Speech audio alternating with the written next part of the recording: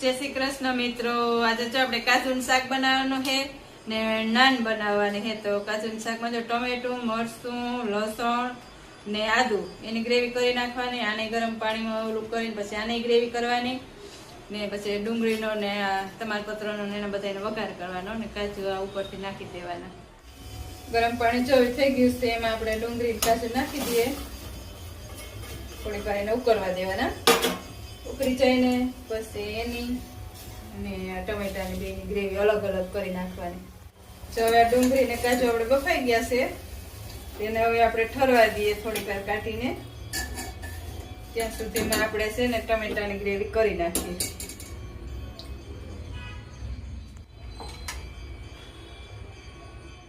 આપણે જો ટમેટાની ગ્રેવી થઈ ગઈ મરસાની.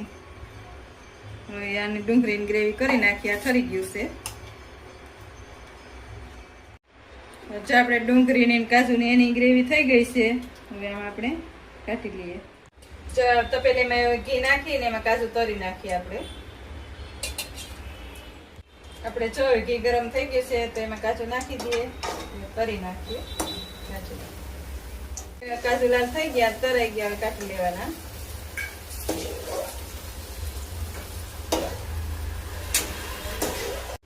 હવે જો આપણે આમાં વઘાર પાછો કરી નાખીએ. ઘી થોડુંક નાખી વધારે વઘાર કરી નાખીએ.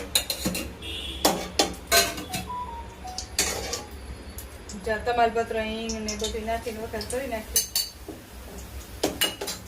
હવે આ ડુંગળી ઝીણી ઝીણી આપણે સુધારીને એ નાખી દેવાની.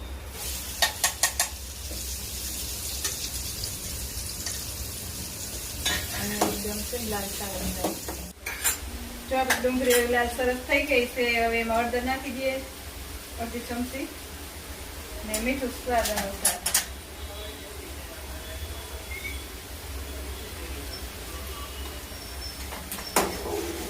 બે નાખી ટમેટાની ગ્રેવી નાખી દઈએ.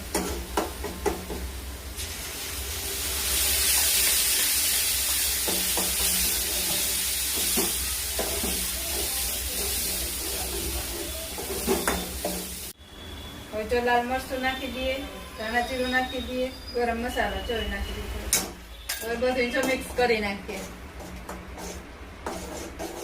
હવે જો ડુંગળીની ગ્રેવી કરી તેની એ નાખી દઈએ. પાછું ડુંગળીની બધું મિક્સ કરી નાખીએ. પાછું હવે જો કાચું નાખી દઈએ તો પાકી જાય. મારે થોડીક વાર થાય ને એટલે ગ્રેવી